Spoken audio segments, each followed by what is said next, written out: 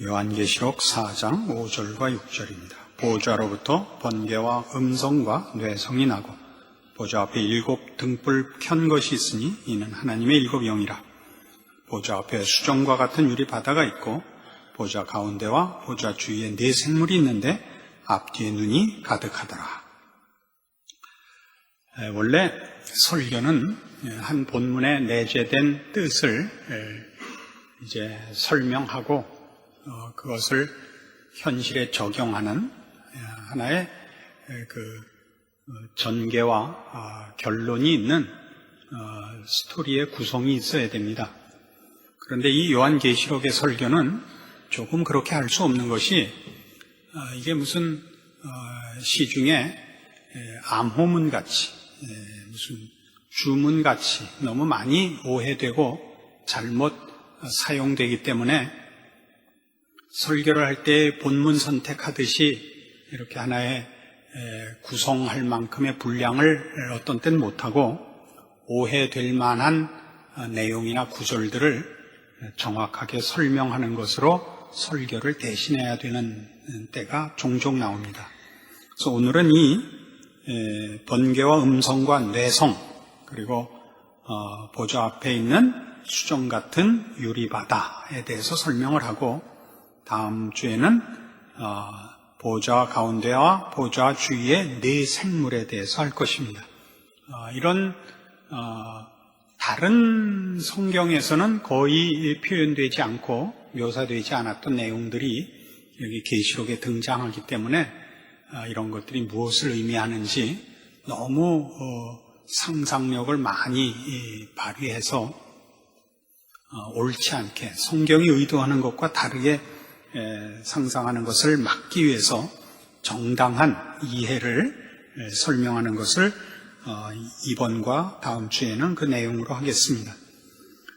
보좌로부터 번개와 음성과 뇌성이 난다 하는 것은 하나님의 나타나심을 표시하는 뜻입니다. 하나님의 임재, 하나님께서 임재하실 때 어떻게 그 임재하심이 갖는 영광과 권능이 굉장하냐 하는 것을 묘사하는 것입니다.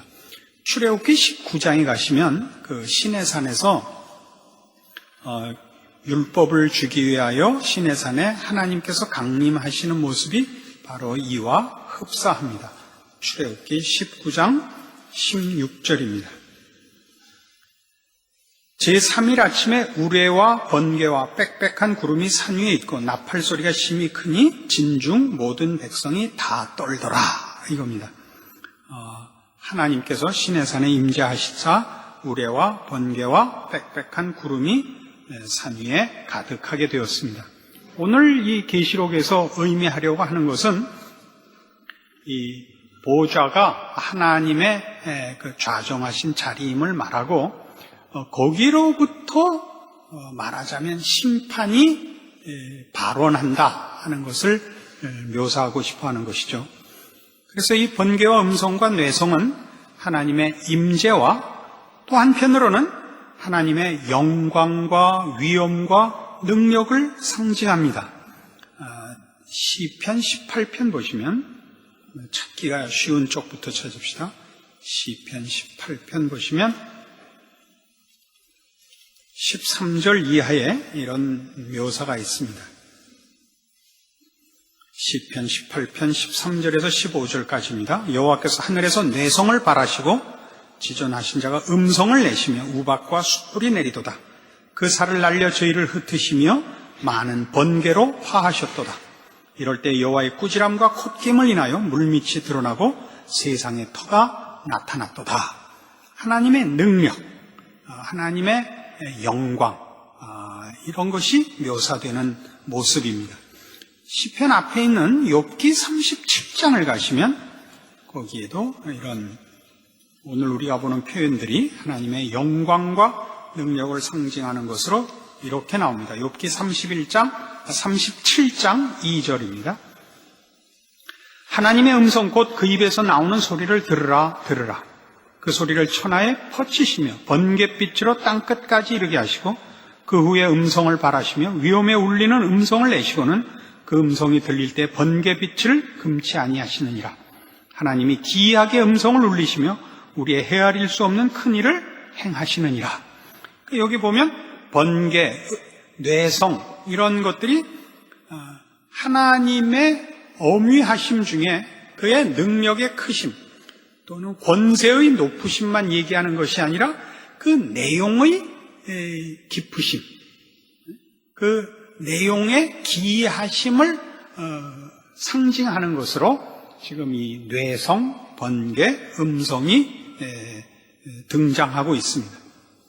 그래서 지금 본 바와 같은 이런 하나님의 임재의 묘사로서 번개와 음성과 뇌성을 여기 소개하는 것은 하나님의 임재와 하나님의 영광과 위엄과 능력을 표현하여 하나님께서 의로, 지혜로, 능력으로 온 세상을 심판하신다 하는 것을 의미하고 있습니다.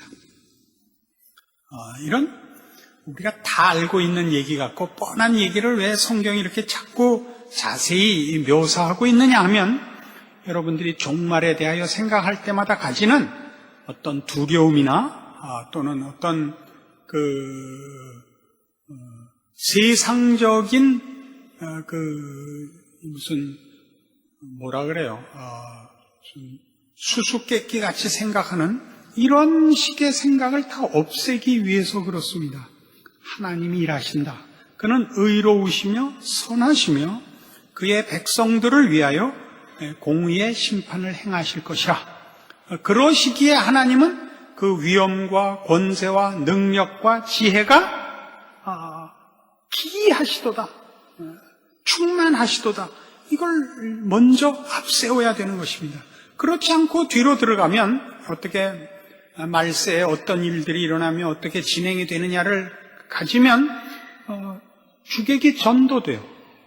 이런 일들을 행하시는 온천하 만물의 주인을 잊고 일에 매달려서 일어나는 사건과 일어나는 방법에 정신을 빼앗길 수가 있습니다.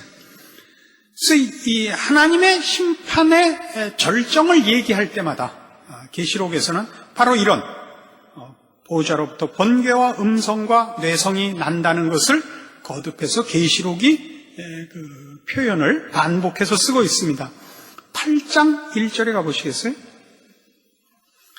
그러니까 언제나 심판의 절정, 그러니까 일곱인, 일곱 나팔, 일곱 대접을 논할 때마다 그 일곱째는 마지막 거 안에 언제나 그 시리즈에 일곱 인의 시리즈의 마지막에 또 이런 표시가 나요. 일곱째 인을 떼실 때 하늘이 반시 동안쯤 고요하더니 내가 봄에 하나님 앞에 시유한 일곱 천사가 있어 일곱 나팔을 받았더라. 이거예요.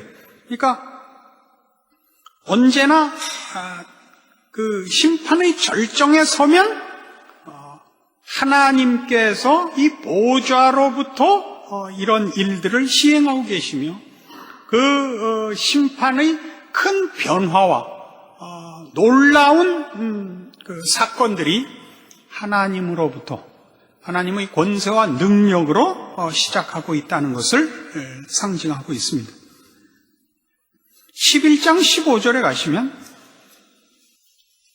이번엔 나팔 시리즈의 마지막입니다. 일곱째 천사가 나팔을 불매 하늘에 큰 음성들이 나서 가로되 이겁니다. 세상 나라가 우리 주와 그 그리스도의 나라가 되어 그가 세세토록 왕노릇 하시리로다. 이런 때 큰 음성이 나는 겁니다. 일곱째 나팔입니다. 대접 시리즈도 일곱째 대접에선 역시 동일한 표현이 동원되고 있습니다. 16장 17절 일곱째가 그 대접을 공기 가운데 쏟음에 큰 음성이 성전에서 보좌로부터 나서 가로되 되었다 하니 번개와 음성들과 뇌성이 있고 또 큰 지진이 있어 어찌 큰지 사람이 땅에 있어 오므로 이같이 큰 지진이 없었더라. 이렇게 하는 모든 의미를 아시겠죠? 그러니까 온 우주 만물의 대격변 또는 역사의 어떤 그 결론은 다 자연에 맡겨져 있지 않고 세상에 맡겨져 있지 않고 보좌에 앉으신 이로부터만 변화와 결론과 운명이 결정된다는 것을 계시록이 확인시키고 싶어하는 것입니다. 다시 본문으로 돌아가서 이 보좌로부터 번개와 음성과 뇌성이 나고 보좌 앞에 7 등불을 켠 것이 있으니 이는 하나님의 7 영이라 이렇게 되어 있습니다.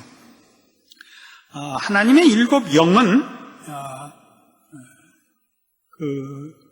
여기선 성령을 의미하고 있는데 성령이 7분이라 그런 의미는 아닙니다. 7 등불, 7 영이라 하는 것은 우리 복음을 기준으로 해서 늘 상상하는 성령의 사역과 달리 복음과 연결해서 우리가 성령의 사역을 생각할 때는 언제나 중생과 성화에 있어서의 성령의 사역을 우리가 먼저 떠올리게 됩니다만 지금 여기서 얘기하는 것은 우주의 창조와 우주의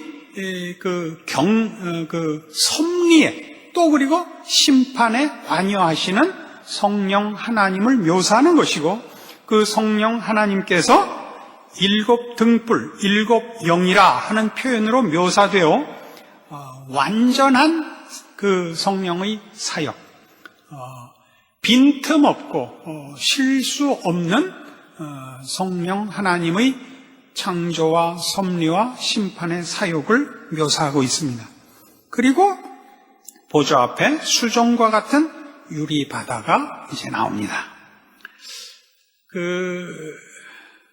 내가 본 천국 이런 책이 있죠. 그래서 이제 천국에 갔더니 누구네 집은 과수원에 있고 누구네 집은 이렇게 있고 어떻게 있고는 죄송합니다만 기본적으로는 사기입니다. 왜 기본적으로 사기냐면 천국은 아직 문을 열고 있지는 않습니다.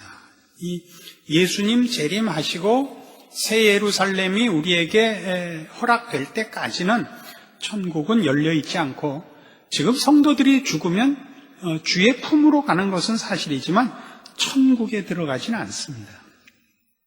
천국에 들어갈 때는 우리가 먼저 죽은 우리 성도들도 변화된 몸을 입고야 들어갈 것입니다. 그리고 거기는 말하자면 영계지만 영에 속한 세계지만 어쨌든 물질이 있고 이 자연이 있는 곳입니다. 이렇게 거기서 이렇게 예수 믿는 사람끼리 이렇게 하염없이 쳐다만 보고 있는 데는 아닙니다. 굉장히 좋은 데입니다. 첫 창조가 그랬듯이 재창조의 세계도 그 원리와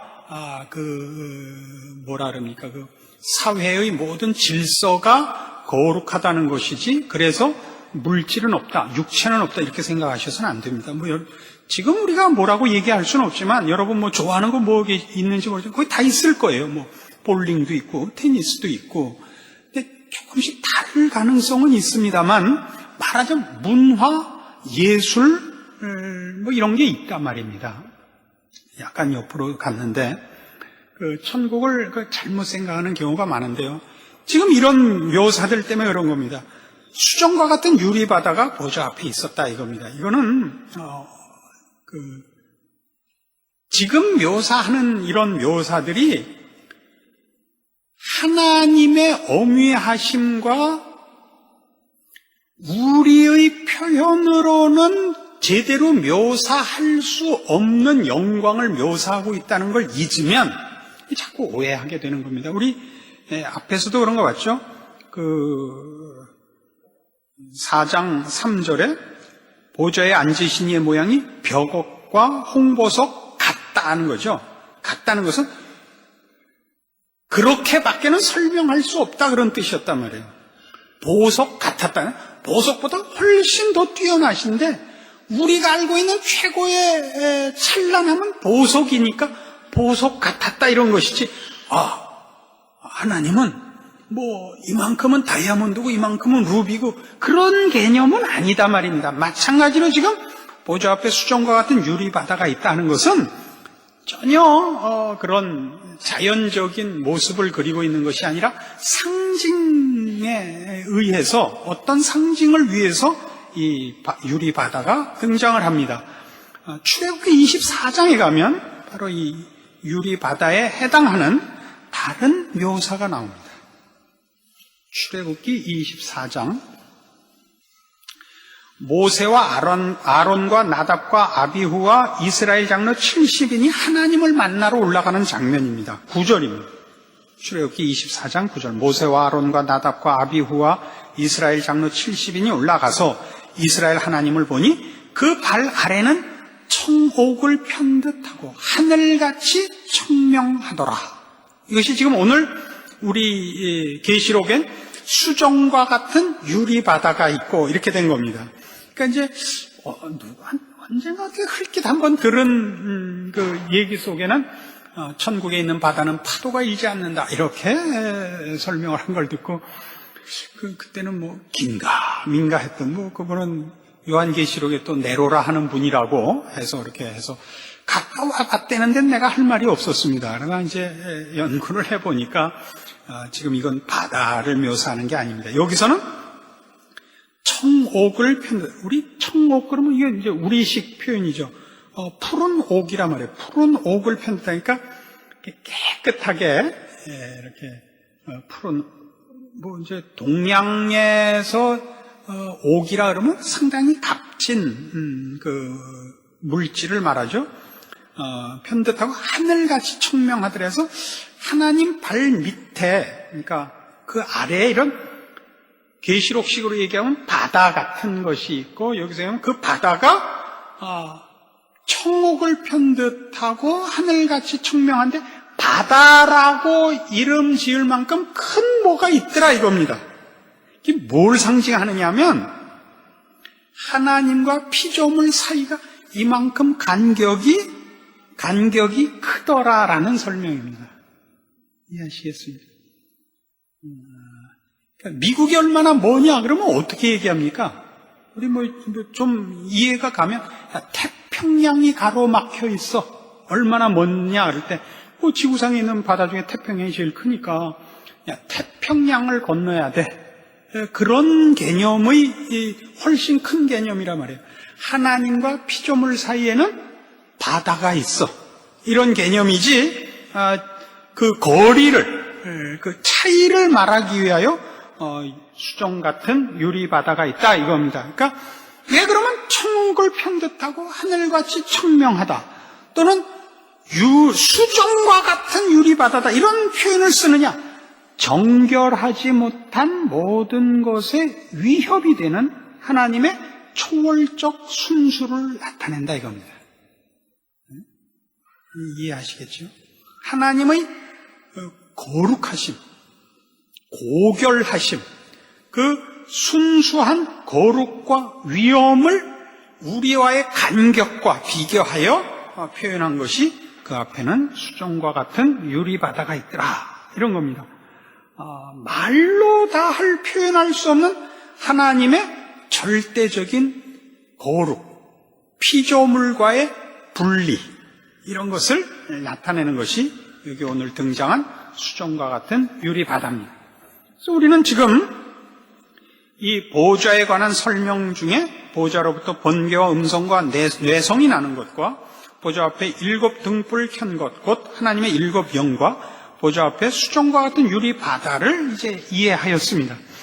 이런 것들이 우리에게 주는 인상은 뭐냐면 조금 전에도 말씀드린 바와 같이 온 세상을 지으셨을 뿐만 아니라 섭리하시고 그 역사를 이끌어 하나님의 거룩한 심판의 결국을 준비하시고 이루시는 하나님의 위엄이란 말이에요. 그 거룩함과 그 높으심과 능력과 지혜를 설명하고 싶은 것이라고요. 그래서 이 4장이 어디로 갔었는지 기억나죠?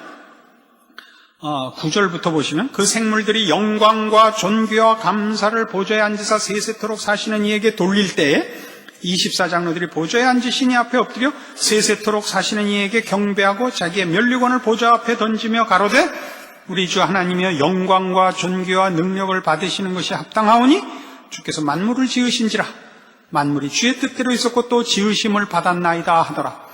영광과 존귀와 능력을 받으시기에 합당하시도다. 이 찬송이 얼마나 진실하냐, 얼마나 합당하냐 하는 묘사를 지금 앞에 해오고 있는 것입니다. 그래서 우리 모든 성도들로 하여금 이 네 생물과 24장로의 찬송에 우리가 동참하도록 지금 설명하고 있습니다. 우리가 이 종말론을 하면서 인간 세상의 끝이 어디로 갈 것인가? 우리는 이것이 심판이요, 멸망으로 나타나고 환란으로 나타난다는 것 때문에 이 성경의 종말을 세상의 파괴라는 인상에 너무 앞서서 비극으로, 재난으로 자꾸 이해를 합니다. 그것이 아니라 이거는 예를 들면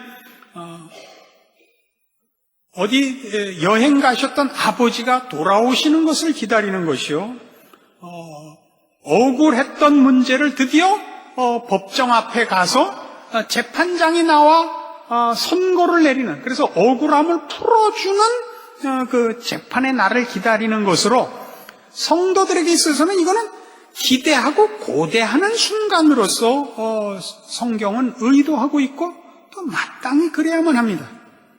우리는 이 죄 많은 세상에 살고 있고 악의 위협과 유혹을 받고 있고, 그러나 하나님께서 우리를 이제 거룩한 나라로, 영원한 나라로 인도하실 것이며, 그러기 위하여 이 세상 역사를 심판하여 끝을 내실 것입니다. 이 세상 나라가 끝이 나야, 이 역사가 끝이 나야 다음 세상을 시작하실 것입니다. 하나님은 하여튼 그렇게 하시기로 하셨습니다. 그래서 그날은 우리에게 있어서는 기다려야 하는 날입니다. 우리에게는 고대하는 날입니다. 그리고 그 고대와 기대에 조금도 부족할 것이 없는 하나님이 먼저 묘사되는 것이야말로 우선순위에 당연한 것입니다. 하나님이 어떻게 할 것인가 보다 우리가 희망과 소망으로 갖고 기대해도 좋은 약속의 신빙성이 그분에게 있기 때문입니다. 그렇지 않습니까? 우리가 믿는 하나님, 우리에게 약속하신 하나님의 하나님 되심의 어떠함에 우리의 모든 믿음과 소망이 달려있기 때문에 계시록은 하나님에 대한 묘사를 앞세우고 있는 것입니다. 우리는 너무 서둘러서 그분이 어떻게 할 것인가에 자꾸 쫓아들어가는데, 그분이 어떤 분인가를 먼저 알면 그 나중은 사실은 아무래도 상관이 없는 것 아닙니까? 우리 하나님의 여기 있는 영광과 존귀와 능력을 받으시는 것이 합당하십니다 라는 고백 속에 모든 것이 들어있지 않습니까? 우리는 이사야 55장 같은 데서 지금 이런 동일한 고백을, 하나님의 선언을 봅니다. 이사야 55장 6절 말씀부터 봅시다. 너희는 여호와를 만날 만한 때에 찾으라. 가까이 계실 때 그를 부르라. 악인은 그 길을, 불의한 자는 그 생각을 버리고 여호와께로 돌아오라. 그리하면 그가 긍휼히 여기시리라. 우리 하나님께로 나오라. 그가 널리 용서하시리라. 여호와의 말씀에 내 생각은 너희 생각과 다르며 내 길은 너희 길과 달라서 하늘이 땅보다 높음 같이 내 길은 너희 길보다 높으며 내 생각은 너희 생각보다 높으니라. 비와 눈이 하늘에서 내려서는 다시 그리로 가지 않고 토지를 적셔서 싹이 나게 하며 열매가 맺게 하여 파종하는 자에게 종자를 주며 먹는 자에게 양식을 줌과 같이 내 입에서 나가는 말도 헛되이 내게로 돌아오지 아니하고 나의 뜻을 이루며 나의 명하여 보낸 일에 형통하리라. 우리는 이 하나님의 이 말씀이 얼마나 많은 내용을 내포하고 있는 것인가 기억해야 됩니다.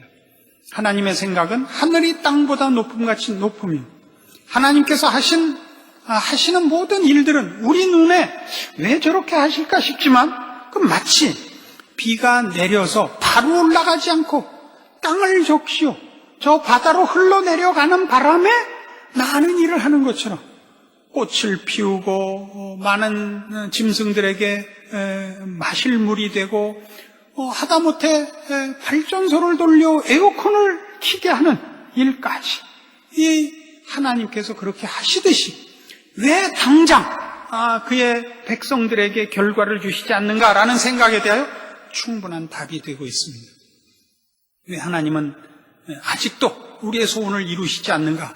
이루어 주실 것입니다. 하나님의 생각은 우리 생각보다 높습니다. 그의 능력과 지혜는 우리가 측량할 수 없는 것입니다. 욥기 38장에 가시면, 우리 아까도 욥기를 한번 봤습니다만 다시 한번 욥기 38장으로 가보시면 욥기의 마지막은 이렇게 되어 있습니다. 욥의 불평에 대하여 하나님께서 마지막에 나타나셔서 욥의 불평에 답을 하시는데 38장은 이겁니다. 38장은 몽땅 다 네가 아는 게 뭐냐 이겁니다. 볼까요? 38장 4절. 내가 땅에 기초를 놓을 때 네가 어디 있었느냐? 내가 깨달아 알았거든 말할지니라. 누가 그 도량을 정하였었는지, 누가 그 준승을 그 위에 띄었는지, 그 주초는 무엇 위에 세웠으며 그 모퉁이 돌은 누가 놓았느냐? 8절. 바닷물이 태에서 나옴같이 넘쳐 흐를 때 문으로 그것을 막은 자가 누구냐? 12절. 네가 나던 날부터 아침을 명하였었느냐? 새벽으로 그 초소를 알게 하여 그것을 땅 끝에 비치게 하고 악인을 그 가운데서 구축한 일이 있었느냐? 16절. 네가 바다 근원에 들어갔느냐? 깊은 물밑으로 걸어 다녔었느냐? 19절. 광명의 초소는 어느 길로 가며 흑암의 초소는 어디냐? 그러니까 욥의 불평에 대해 하나님이 답변하신 거 이겁니다. 네가 이게 불만이냐? 이해가 안 가냐? 네가 이해가 안 가면 틀린 거냐? 이거예요. 하나님이시니까 그 다음 말을 안 하셨죠. 제가 붙이죠. 이웬수야. 아니, 네가 이해가 안 가면 틀린 거냐? 잘못된 거냐? 네가 모든 걸 아냐? 그럼 대답해봐라. 25절. 누가 폭우를 위해 길을 내었으며 우레에 번갯길을 내었으며 사람 없는 땅에 사람 없는 광야에 비를 내리고 황무하고 공허한 토지를 축축하게 하고 연한 풀이 나게 하였느냐? 누가 남포교회 수련회 때마다 비가 오게 하느냐? 네가 아냐? 이렇게 물으신단 말이에요. 우리가 할 말은 뭐예요? 모르옵니다. 욥이 나중에 하면 무지한 자로소이다. 내 손으로 내 입을 막나이다. 할 말 없습니다. 이게 끝이란 말이에요. 그래서 그 39장에 가면 어떻게 되는지 아세요? 내가 어떤 일들을 했나 봐라 이거예요. 39장은. 38장. 너 아냐? 이거 아냐? 39장. 나 이런 일을 했다. 산염소가 새끼 치는 때를 내가 아느냐? 암사슴의 새끼 낳을 기한을 내가 알 수 있냐? 그것이 몇 달 만에 만삭되는지 아느냐? 그 낳을 때를 아느냐? 그러놓고 이렇게 내가 했느니라. 이렇게 했느냐? 이렇게 했느니라. 13절. 타조는 즐거이 그 날개를 친다마는 그 깃과 털이 인자를 베푸느냐? 그것이 알을 땅에 버려도 모래에서 더워지게 하고 발에 깨어질 것이나 들짐승에 밟힐 것을 생각지 아니하고 그 새끼에게 무정함이 제 새끼가 아닌 것처럼 하며 그 구로한 것이 헛되게 될지라도 괴념치 아니하니 이는 하나님 내가 지혜를 풍부하지 아니하고 총명을 주지 아니함이니라. 그러나 그 몸을 떨쳐 뛰어갈 때는 말과 그 탄 자를 경히 여기느니라. 이러이러한 걸 아느냐? 왜 그렇게 된지 아느냐? 내가 그렇게 했느니라. 26절. 매가 떠올라서 날개를 펼쳐 남방으로 향하는 것이 어찌 네 지혜로 말미암음이냐? 독수리가 공중에 떠서 높은 곳에 보금자리를 만드는 것이 어찌 네 명령을 의지함이냐? 40장 1절. 여호와께서 또 욥에게 말씀하여 가라사대 변박하는 자가 전능자와 다투겠느냐? 하나님과 변론하는 자는 대답할지니라. 욥이 여호와께 대답하여 가로되 나는 미천하오니 무엇이라 주께 대답하리까? 손으로 내 입을 가릴 뿐이로소이다. 이렇게 됩니다. 지금 우리 모두가 마음속에 품고 있는 종말에 대한 게 욥의 불평과 뭐가 달라요? 하나님 왜 이렇게 하시죠? 하나님 이렇게 하시면 더 좋잖아요. 이렇게 하나님 왜? 네가 아는 게 뭐냐? 네가 아는 게 뭐냐? 여름이 왜 더운지 아냐? 왜 더워 여름이? 더운 걸 여름이라고 우리가 이름을 붙였죠. 겨울은 왜 추워요? 추운 걸 겨울이라고 이름을 붙였죠. 우리가 아는 게 뭐가 있어? 우리가 아는 게 뭐야? 내가 난 내 자식 속을 모르겠는데 뭘 알아요? 오죽하면 10길 물속은 알아도 한 길 사람 속은 모른다. 그런 말이 나왔겠어요. 베드로가 가롯 유다의 배신을 당하고 나서 지은 속담이라 그래요? 진짜요? 알라스카에서 연어잡이 하는 어떤 어부들이 사는 마을에 그들의 최고의 소망은 고기 많이 잡는 거죠. 고기를 잡아야 내다 팔아서 생활을 해나가니까. 고기라는 게 그 때가 있고 어떤 때 자리를 잘못 잡으면 또 놓치고 누구는 운이 좋아서 잡고 그래서 서로 정보도 주고받고 경쟁도 심하고 헛고생도 하고 뭐이 많습니다.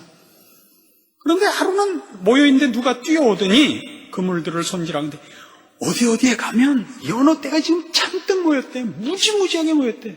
누가 그래? 옆집 사는 누가 그래? 어젯밤에 가갖고 10톤이나 잡았대. 근데 저런 어부들 호풍은 하여튼 알아줘야 된다니까. 난 그래서 신약 성경을 안 믿어. 아니 왜? 예수님 제자들이 다 어부였잖아.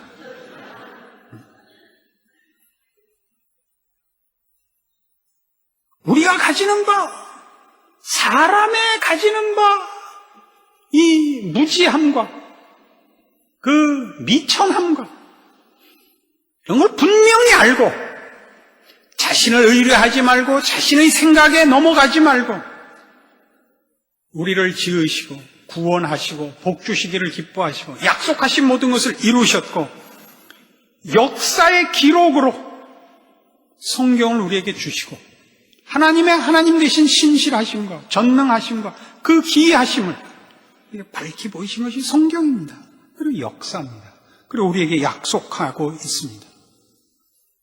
하나님께서 약속하시고 이루신 것 중에 틀린 것이 어디 있으며 우리의 기대에 못 미친 것이 어디 있습니까?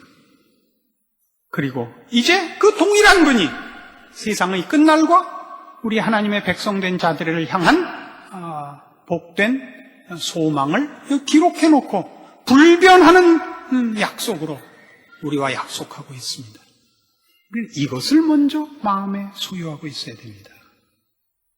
헛된 얘기에 쫓아다니고 우리들의 이해관계나 우리의 호기심을 따라서 하나님의 일하심에 이렇게 저렇게 무엇을 붙일 일이 아닙니다.